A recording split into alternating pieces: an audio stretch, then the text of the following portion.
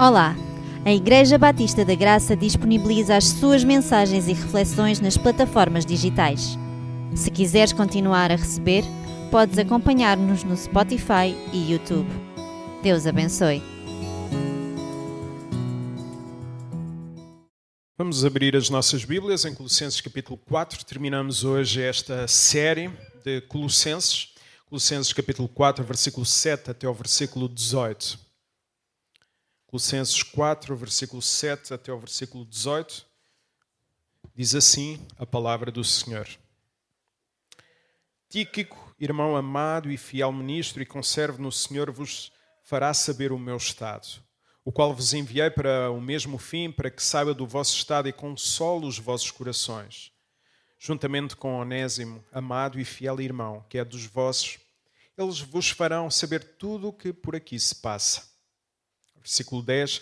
Aristarco, que está preso comigo, vos saúda, e Marcos, o sobrinho de Barnabé, acerca do qual já recebeste mandamentos, se ele for ter convosco, recebei-o. E Jesus, chamado justo, os quais são da circuncisão, são estes unicamente os meus cooperadores no reino de Deus e para mim têm sido consolação. Versículo 12. Saúda-vos Epáfras, que é dos vossos, servo de Cristo, combatendo sempre por vós em orações, para que vos conserveis firmes, perfeitos e consumados em toda a vontade de Deus. Pois dou-lhe testemunho de que tem grande zelo por vós e pelos que estão em Laodiceia e pelos que estão em Hierápolis. Saúda-vos Lucas, o médico amado, e Demas. Saudai os irmãos que estão em Laodiceia e a Ninfa e a igreja que está em sua casa. Versículo 16. E quando esta epístola tiver sido lida entre vós, fazei que também seja lida na igreja de Laodicenses, e a que veio de Laodiceia, lede a vós também. E dizei a Arquipo, atenta para o ministério que recebeste no Senhor para que o cumpras. Saudação da minha mão de Paulo, lembrai-vos das minhas prisões, a graça seja convosco. Amém. Vamos orar. Bom Deus, abençoa a pregação da tua palavra. É no nome de Jesus que nós oramos. Amém. O título da mensagem de hoje é Uma Igreja Saudável. E confesso-vos, quando li este texto, pensei, o que é que eu vou tirar daqui? Uma lista de nomes, o que é que há a dizer, o que é que há a pregar saudações? Porque é que eu me dou ao luxo de pregar todos os versículos? No entanto, após estudar o texto, percebi que é muito mais do que uma lista de nomes. Quando olhamos com atenção para este texto bíblico, percebemos que Paulo está mais do que a despedir-te, está a mostrar, através da história de pessoas, o que é uma igreja saudável. Em primeiro lugar, nós vamos ver que uma igreja saudável, as pessoas servem com fidelidade. E vamos ver isso do versículo 7 até ao versículo 9.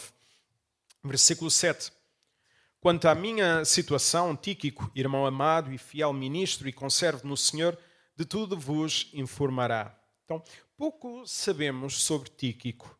Mas aquilo que sabemos, aquilo que Paulo diz muito acerca deste homem.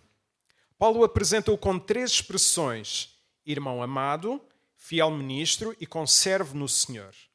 A expressão irmão amado, Paulo não fala muito a razão. Possivelmente Tíquico era alguém cuja vida refletia o amor de Cristo e a sua presença fortalecia os irmãos. Possivelmente daí o ser amado irmão. Em segundo lugar, fiel ministro, ou seja, era servo, servia com fidelidade. Paulo confiou-lhe uma enorme responsabilidade de levar esta carta à igreja de Colossos e transmitir a todos a sua situação na prisão. Estas missões normalmente eram entregues a pessoas que já tinham mostrado ser dignas de confiança. Porquê? Porque não era fácil, não era, inclusive, barato levar uma carta a uma igreja neste contexto. Em terceiro lugar, era um conservo no Senhor. Servia ao lado dos irmãos ao mesmo Senhor Deus. Ele não procurava destaque, porque simplesmente procurava servir. É precisamente este tipo de pessoas que faz uma igreja saudável. Pessoas que fortalecem a igreja, pessoas que assumem responsabilidades, que cumprem a sua palavra, que continuam a servir, mesmo quando ninguém está a reparar nas suas vidas. Por isso, estas pessoas, tal como Tíquico, em vez de perguntarem o que é que a igreja pode fazer por mim, perguntam onde é que eu posso servir? Quem posso ajudar? Como é que eu vou fortalecer alguém esta semana? E na verdade são pessoas que permanecem, conhecem as limitações da igreja, vivem juntos os momentos difíceis e continuam comprometidas porque amam Cristo e o seu povo. Por isso, Igreja da Graça, honremos quem permaneceu fiel ao longo dos anos, servindo muitas vezes em silêncio. Ao mesmo tempo, não nos esqueçamos de cuidar de quem chega. Honremos quem permanece e cuidemos de quem chega. A melhor apresentação que nós temos de fazer enquanto cristãos é na forma como nós servimos. Não é pelos lugares que ocupamos. Às vezes é, eu sou isto e sou aquilo. Não, como servimos. Deus mede então a grandeza de uma vida pela fidelidade. No versículo seguinte, Paulo mostra-nos a razão de confiar em Tíquico. Vamos ver, versículo 8. Eu envio com o expresso propósito de vos dar conhecimento da nossa situação e de alentar, isto é, consolar, encorajar o vosso coração. Então, Paulo está preso. Seria natural que ele esperasse pela consolação das pessoas. Quando nós estamos a sofrer, normalmente nós queremos que as pessoas à nossa volta nos consolem. E aqui, o seu coração, o coração de Paulo, continua voltado para a igreja. A sua preocupação não era ser consolado, mas era consolar a igreja. Ele quer que os irmãos saibam como ele está e que sejam fortalecidos com aquilo que Deus está a fazer. E para isso envia Tíquico. A sua missão de Tíquico vai então muito para além de uma carta. Ele é enviado para fortalecer a igreja. Reparem noutro pormenor. Tíquico aceita uma missão que aos olhos de muitos poderia parecer simples. Eu? Levar uma carta? Transmitir notícias aos outros? Ser pombo-correio? Fortalecer os irmãos? Normalmente nós não gostamos de ser Uber de ninguém. E Tíquico, sem procurar reconhecimento, cumpre fielmente aquilo que lhe foi confiado. É assim que se serve a Cristo. Quem serve o Senhor aprende que as tarefas mais importantes nem sempre são as mais visíveis. Simplesmente faz, simplesmente serve, mesmo que seja levar uma carta, mesmo que seja servir de transporte, seja para o que for. Gostava que pensássemos naquilo que acontece todos os domingos aqui na igreja. Para que nos possamos reunir, tudo decorre de uma forma organizada para o culto. Agora já nem estou a falar de EBD. Mas para que o culto aconteça, existe muito trabalho que quase ninguém vê.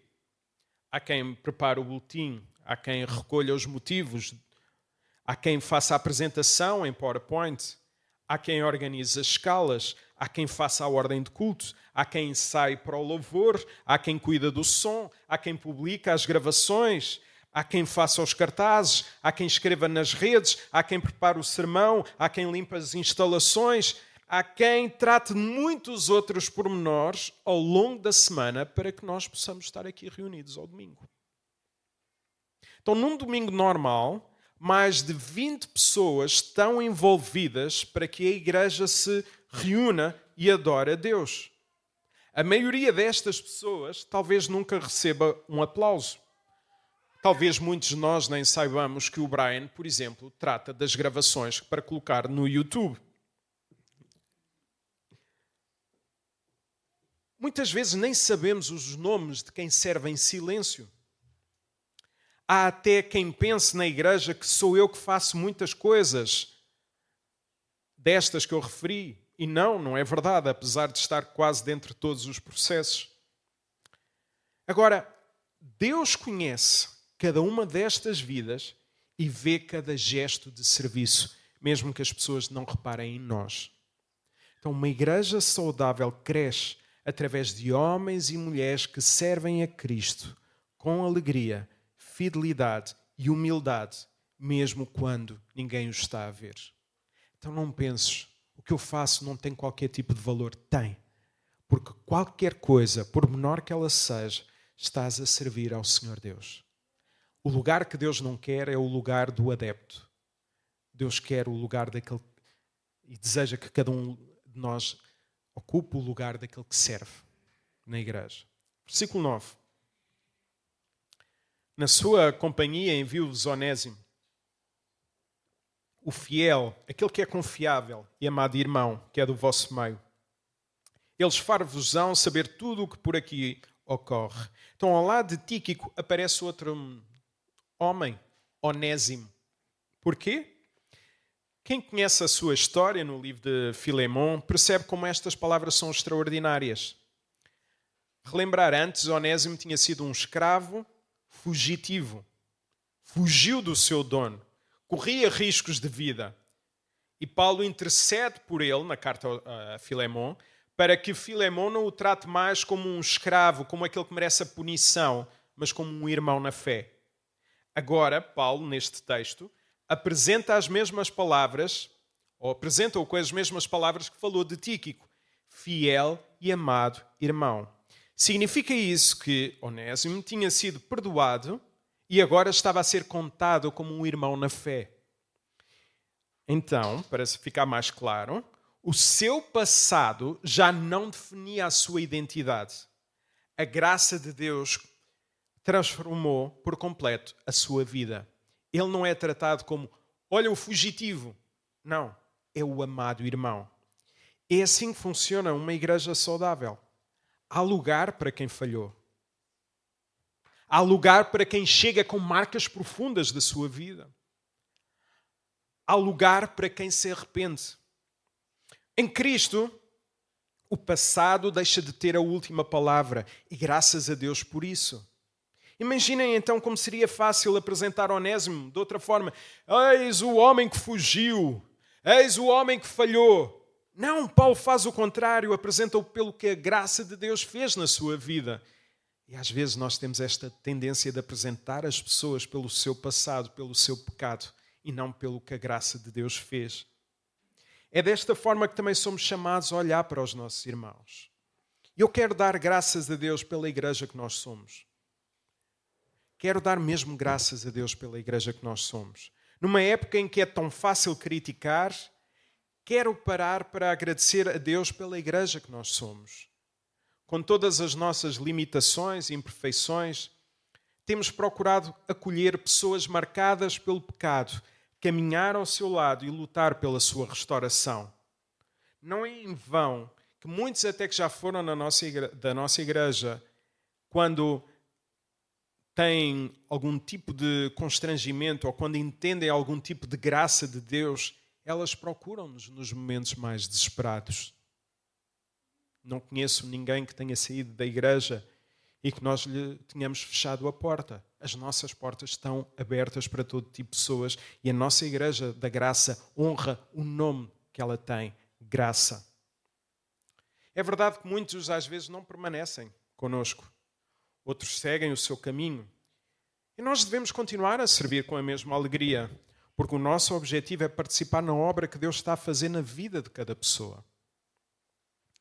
Se Deus usar a nossa igreja para restaurar alguém, e essa pessoa mais tarde vier a servir noutra igreja, nós devemos continuar a dar ações de graças a Deus. Humanamente isto custa-nos, e a mim, como pastor, e vocês sabem que eu sou muito apegado, custa-me dar de mim e ver depois as pessoas a sair. Custa-nos. Porque aprendemos a amar as pessoas, a chorar com elas e a rir com elas. Mas ainda assim, a obra continua a ser de Deus e o reino é maior do que a nossa igreja. Uma igreja saudável deixa assim marcas da graça de Deus nas pessoas. Esse é o legado que vale a pena construir. Por isso, meus irmãos, não se preocupem. Vamos servir. Se forem embora, não faz mal. Se forem para outra igreja, ótimo, melhor do que nunca mais irem a nenhuma igreja. Mas vamos continuar a servir.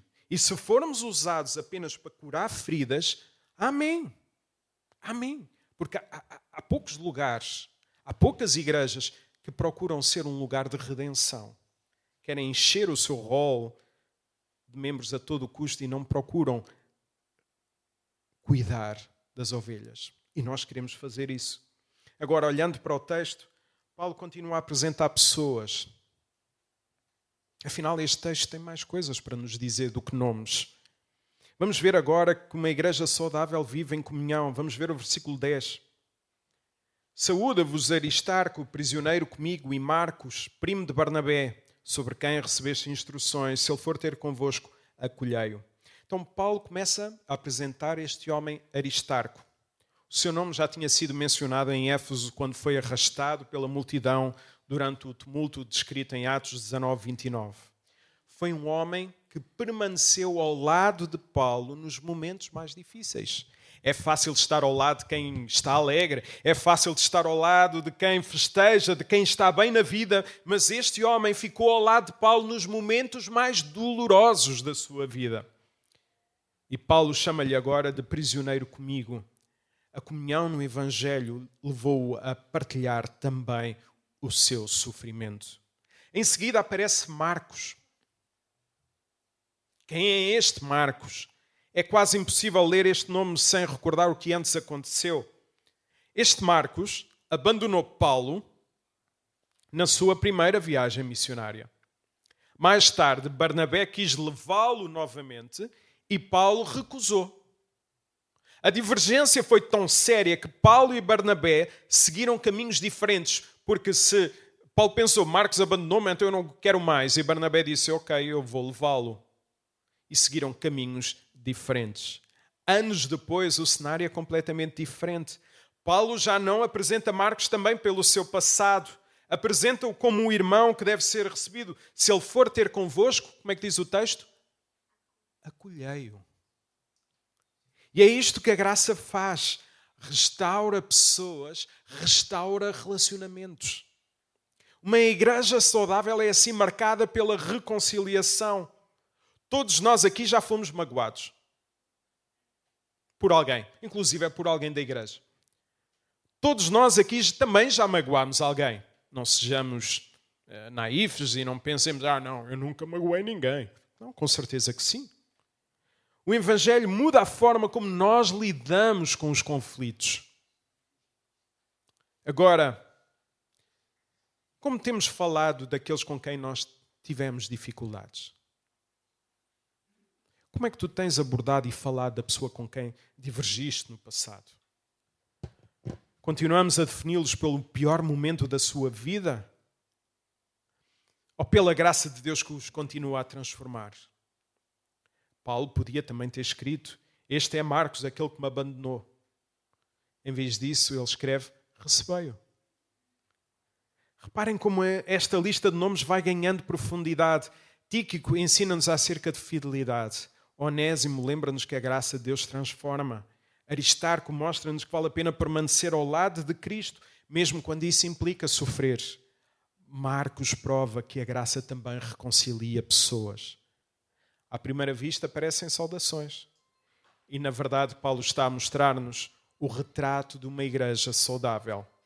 Homens e mulheres diferentes, com histórias muito diferentes, unidos pela mesma graça e no serviço do mesmo Senhor. Vamos então ler o versículo 11. E Jesus, conhecido por justo, os quais são os únicos da circuncisão que cooperam, isto é, trabalham juntos, pessoalmente comigo pelo reino de Deus. Eles têm sido o meu lenitivo. A ideia aqui é ajuda, conforto, assistência. Agora, Paulo menciona Jesus chamado justo. Sabemos muito pouco sobre ele. Era um judeu convertido a Cristo e um dos poucos crentes de origem judaica que naquele momento permaneceram ao lado de Paulo. Paulo diz que estes homens cooperavam com ele e acrescenta uma expressão muito significativa. Têm sido o meu lenitivo. Isto é, eles foram o meu consolo, um encorajamento, um alívio no peso do meu ministério. Paulo mostra-nos assim o quão ele valorizava a presença das pessoas. Enquanto muitos da sua própria nação se afastavam dele devido à sua prisão, estes irmãos permaneceram ao seu lado e tornaram o serviço mais leve. É curioso que este homem se chame Jesus. O texto nada diz sobre o seu nome. Apenas podemos perceber que a sua vida apontava para o verdadeiro Jesus. Em vez de procurar protagonismo, colocou-se ao serviço dos outros e foi instrumento nas mãos de Deus. A sua vida apontava para Cristo, muito mais do que o seu nome. Depois desta referência, nunca mais ouvimos falar deste homem. O seu nome desaparece das páginas das Escrituras. Ainda assim ficou gravado na memória de Paulo como alguém que cooperou no reino e fortaleceu um servo de Deus. Às vezes pensamos que só quem prega, ensina ou lidera encoraja a igreja. Paulo mostra-nos aqui algo diferente. A presença de irmãos fiéis ao lado de alguém são motivo de grande consolo. Nós devemos estar dispostos a ser estas pessoas que estão ao lado daqueles que sofrem. Há vidas que fortalecem uma igreja sem ocupar o centro das atenções. Há pessoas cujos nomes poucos recordam, mas cuja fidelidade Deus jamais esquecerá. Não posso esquecer do irmão Rosa aqui da igreja. Muitos daqueles que entraram quase já nem sabem quem ele é. Mas ele, entre tantos outros, marcou muito a minha presença aqui na igreja, porque eu ainda o conheci. E as histórias que ouço dele, que era o zelador da igreja com muito cuidado. Poucos de nós se lembrarão, mas foi alguém que marcou a vida da nossa igreja. Então, uma igreja saudável é edificada por homens e mulheres que procuram que Cristo seja conhecido, mesmo que o seu nome passe despercebido. Versículo 12. Saúda-vos Epáfras, que é dentre vós servo de Cristo Jesus, o qual se esforça sobremaneira, continuamente, isto é, sempre, em todas as ocasiões, por vós nas orações, para que vos conserveis perfeitos, maturidade cristã, e plenamente convictos em toda a vontade de Deus. Versículo 13, e dele dou testemunho de que muito se preocupa, isto é, trabalha muito. Este trabalhar aqui pode até incluir sofrimento, por vós, pelos de Laodiceia e pelos de Hierápolis. Então agora surge um nome muito especial, Epáfras. Tudo indica que foi um dos instrumentos que Deus usou para levar o Evangelho a Colossos. Apesar de estar longe da igreja, o seu coração continuava perto dela. Paulo se chama-o de servo de Cristo Jesus. Depois descreve uma das marcas mais bonitas da sua vida. Reparem, lutava em oração pelos irmãos. Ou seja, a expressão que Paulo utiliza aqui é muito forte. Epáfras não fazia uma oração apressada, esforçava-se, lutava em oração, colocava a sua dedicação diante de Deus em favor da igreja. E por que razão ele orava? Orava para que os irmãos da igreja crescessem espiritualmente, permanecessem firmes e vivessem plenamente a vontade de Deus. Sim, há pessoas nesta igreja que se reúnem às segundas e quartas e outras que se reúnem às quintas para orar por vós.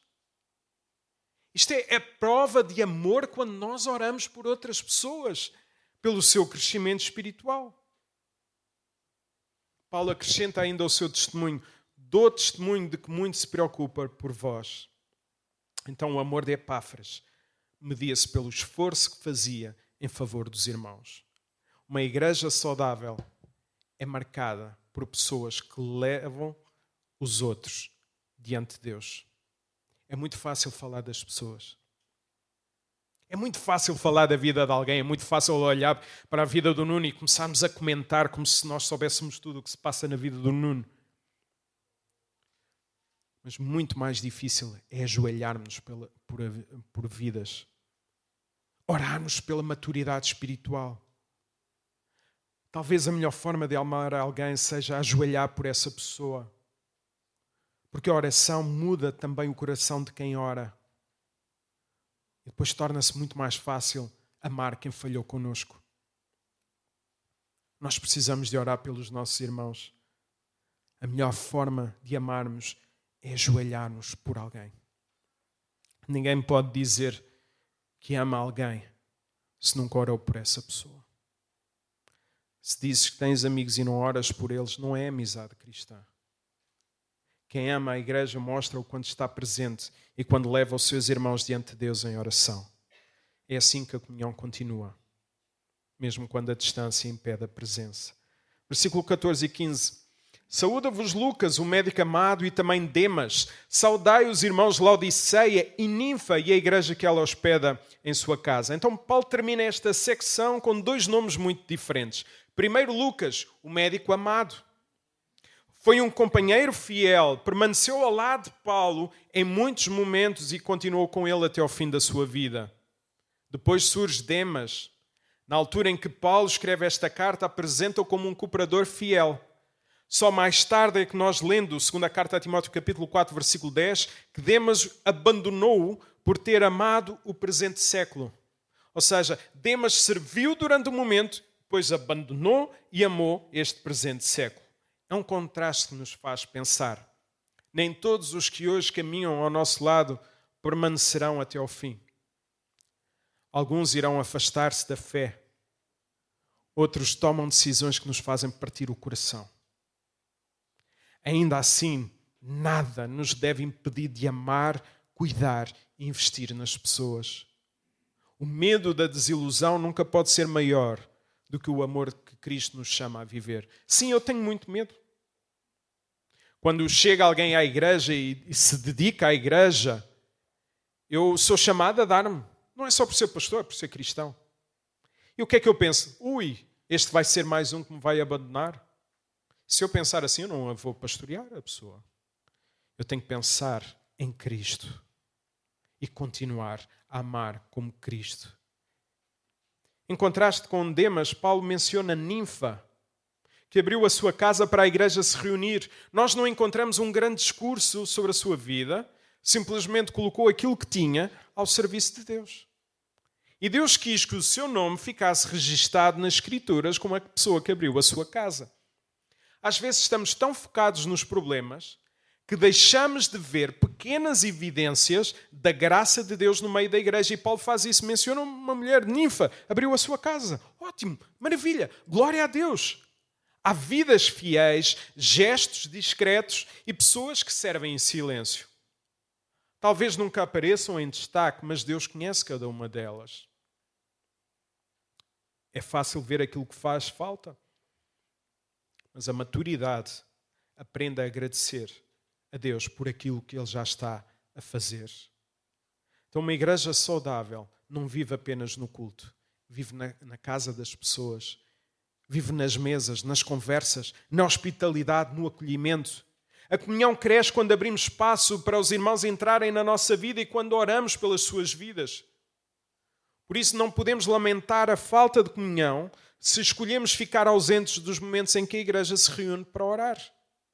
Não nos podemos queixar, a igreja não tem comunhão, quando nós somos chamados a orar e estar em pura comunhão, nós não estamos presentes. Lamento.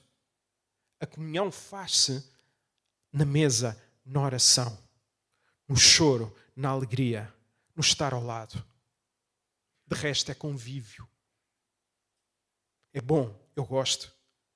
Mas enquanto igrejas somos chamados à comunhão. Terceiro e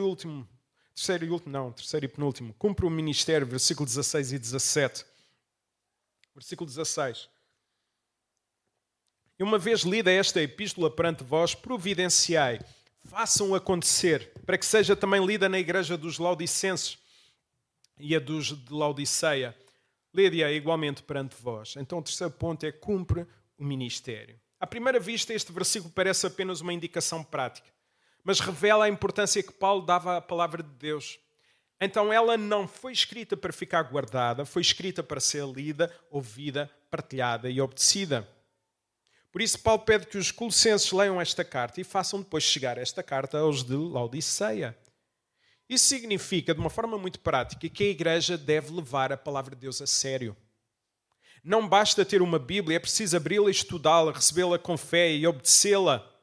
E uma igreja deve levar a palavra de Deus a sério, porque isto é o desejo maior de ver as pessoas a crescerem na verdade.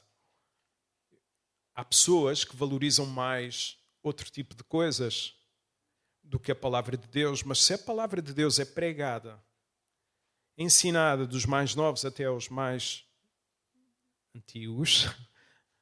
Louvado seja o Senhor.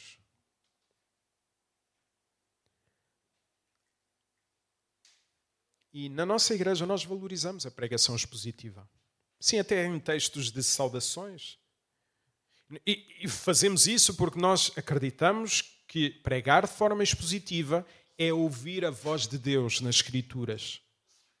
Sim, a pregação expositiva exige atenção, exige estarmos focados mesmo num dia com calor, mas transforma vidas, porque expõe a palavra de Deus. Recentemente vi um Reels no Instagram, como alguns pregam, até daquela música A Barata da Vizinha, seja o que for, e começam uma pregação através daquilo e usam textos para dizerem aquilo que querem. É engraçado aquilo. Mas é triste ver como isso acontece tantas vezes nas igrejas. E não há um estudo da palavra, as pessoas não sabem o que Deus está a dizer. Versículo 17. Também dizei a Arquipo: atenta, presta atenção no ministério que recebeste no Senhor para o cumprir. Então Paulo fala do ministério concreto, confiado por Deus a uma pessoa concreta. A pergunta deixa de ser só apenas sobre esta pessoa, passa a ser sobre cada um de nós. O que é que Deus colocou nas nossas mãos para fazermos? Talvez seja ensinar. A nossa igreja dá oportunidades para as pessoas ensinarem, quer na escola bíblica, seja das crianças, seja também nos adultos. Inserimos recentemente mais alguém. Em agosto vai haver novas oportunidades para pessoas que nunca pregaram na nossa igreja e poderem pregar também em agosto. E uma delas até veio ter comigo: Jonatas, eu posso pregar em agosto? Com certeza. Já está no Brasil, já me deu o texto que vai pregar, etc. E está todo motivado para eu poder fazer. Vamos ver o que Deus vai fazer. Talvez seja cuidar da vida de alguém. Talvez seja abrir a tua casa, orar por quem sofre. Então o importante não é compararmos o nosso ministério com os outros. O importante é cumprir fielmente o que o Senhor nos confiou. Último lugar. Recordam os que sofrem pelo Evangelho. Versículo 18. A saudação é do próprio punho Paulo. Lembrai-vos das minhas algemas. A graça seja convosco. Então Paulo escreve as últimas palavras da sua carta com a sua própria mão. Já não mandou escrever esta carta. Esta parte, aliás, era a forma de autentificar a sua carta. E deixa um último apelo à igreja. Lembrai-vos das minhas cadeias. Então Paulo quer que a igreja recorde que o Evangelho tem um preço. Enquanto os colossenses leem esta carta em liberdade, ele escreve-a por causa de Cristo. Está preso, mas a palavra de Deus não fica preso. E Paulo diz: lembrem-se dos presos, como em Hebreus nós lemos, lembrai-vos dos presos como se estivesseis presos com eles. Então o coração de uma igreja saudável continua a bater por aqueles que sofrem pelo Evangelho. Estamos reunidos num país onde nos podemos reunir livremente. Falamos de perseguição, mas nós não sabemos o que é perseguição. Milhares de irmãos espalhados pelo mundo continuam a sofrer perseguição, prisão e até morte por permanecerem a Cristo. Então uma igreja saudável olha para além de si mesmo, ora pelos que sofrem, interessa-se pela realidade. Se há pessoas a sofrer, vamos ajudá-los. Se há pessoas que neste momento estão a lutar no meio das suas dificuldades para mesmo assim falarem no Evangelho, como em Venezuela, vamos apoiar. É fácil esquecer quem sofre quando vivemos em liberdade. Paulo diz: lembrai-vos.